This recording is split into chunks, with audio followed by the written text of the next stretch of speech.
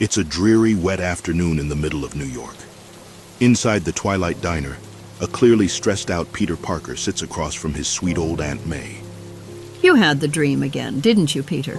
Pete knows what his dear mother figure is referring to. Because recently, Mr. Parker has been having a recurring nightmare. One that even he wouldn't wish upon his most hated enemies. Yeah, I did, Aunt May. I dreamed I was in a prison for supervillains, for all the villains and thieves and murderers whose faces I ever bashed in. At first, I think I'm there, to make certain my enemies are still incarcerated. It's like, how many times has Spider-Man put the Vulture away only to have him come back? Vulture?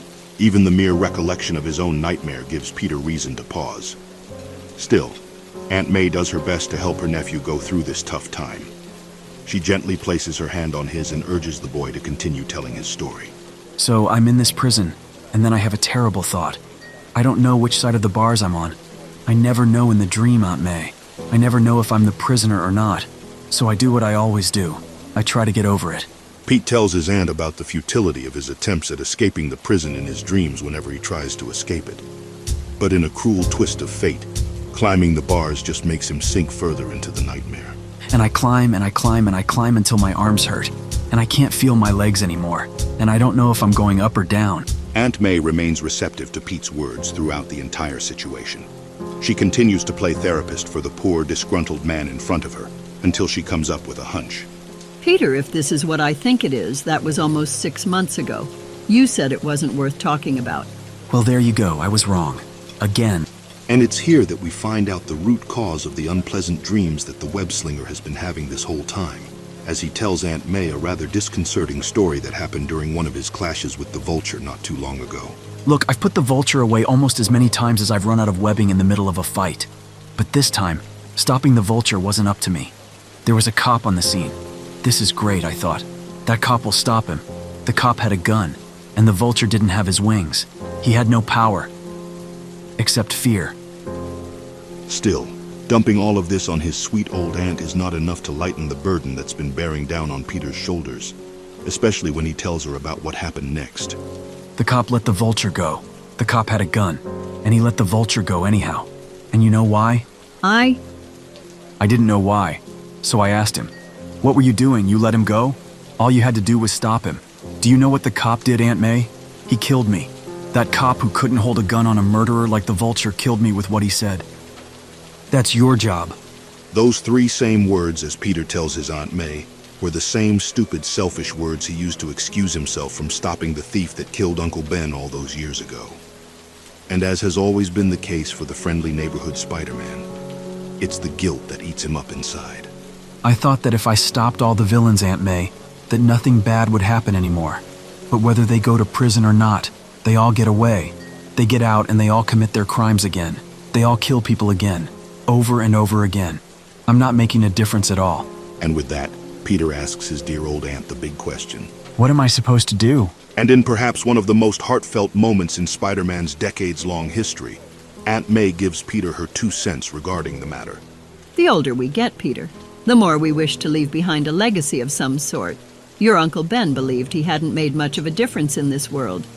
If he'd known the hero you'd become because of his death, he'd have been happy he was killed.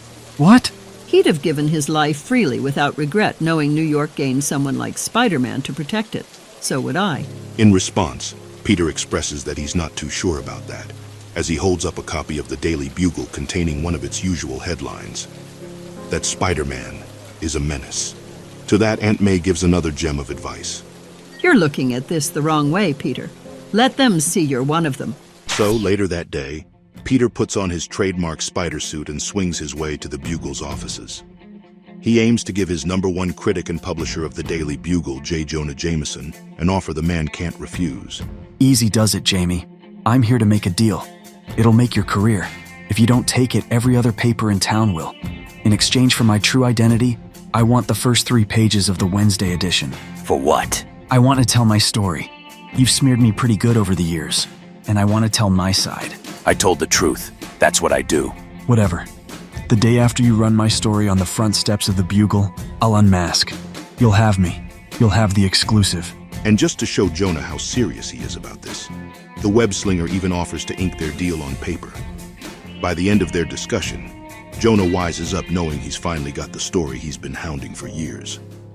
Not long after, the Bugle runs Peter's story, declaring on its front page that tomorrow's going to be the day when the wall-crawling menace finally reveals who he is.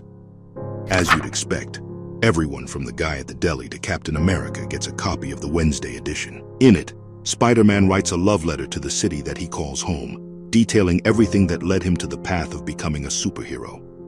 By the end of his story, the wall crawler expresses how happy he is to live here, a city full of heroes. At home, Mary Jane tells the love of her life that this same article might very well be the thing that would change New York's perception of the wall crawler. He might even be inducted into the Avengers, but Pete's not convinced. Still, in a way, the recurring nightmare didn't visit him that night, given Pete wasn't even to get a wink of sleep, as he anxiously thought about what would happen tomorrow when he unmasks in front of everybody. Morning comes, as MJ sends Pete off in his best spider suit. Shortly after, he arrives in front of the Daily Bugle's building where a large crowd waits in anticipation of his upcoming unveiling. And no one is more excited for this than J. Jonah Jameson. This is the day. This is the day. Longest minute of my life. I would have expected more of a crowd. Yesterday's edition sold out its third printing. Got you. Morning, Mr. Jameson. But just as Pete was about ready to keep true to his word, Jonah's plans are suddenly turned upside down when he spots a couple more people in the crowd dressed in Spider-Man's trademark tights. What in Sam Hill is this? Then 5 more Spider-Men show up. And just like that, the front of the Bugle's offices have been overrun by New Yorkers dressed up as their friendly neighborhood web-slinger, all to show their support for the guy after reading his story in yesterday's paper. Everyone, and we mean everyone, has come here to let Triple J know what's up. That there's no way in hell they're going to give up one of their own. My name is Alan Schmidt, Mr. Jameson. I'm Spider-Man. My name is Grigory Hansman, Mr. Jameson. I am a butcher, and I am Spider-Man. I'm May Parker, Mr. Jameson. I'm Spider-Man. I'm Jimmy D, Mr. J. I'm the real Spider-Man. What is this? Hi, Jonah. I'm Peter Parker. I'm Spider-Man. Get your butt out of there, Parker. I won't be made a fool of by my own employees. I remember when this was a good city. Good people lived here once. Peter is touched by the city's gesture, realizing that New York has not abandoned him. But perhaps most strikingly, Peter is absolutely touched when one member of the crowd removes his Spider-Man mask.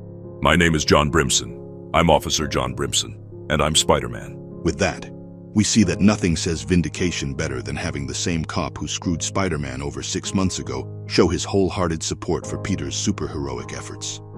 Later that night, Peter, MJ, and Aunt May are at home reading the latest edition of the Bugle. As always, Jonah's paper slanders the wall crawler. But, unlike previous nights, this doesn't get to Peter. And for the first time in a long time, he finally gets to have a good night's sleep. Pleasant dreams. That's all for now, guys. What did you think of this Spider-Man story? Let's talk about it in the comments section below. Please don't forget to give us a like, share, and subscribe to our channel for more videos like this. In fact, why not check out the next one too? We'll see you soon. Take care.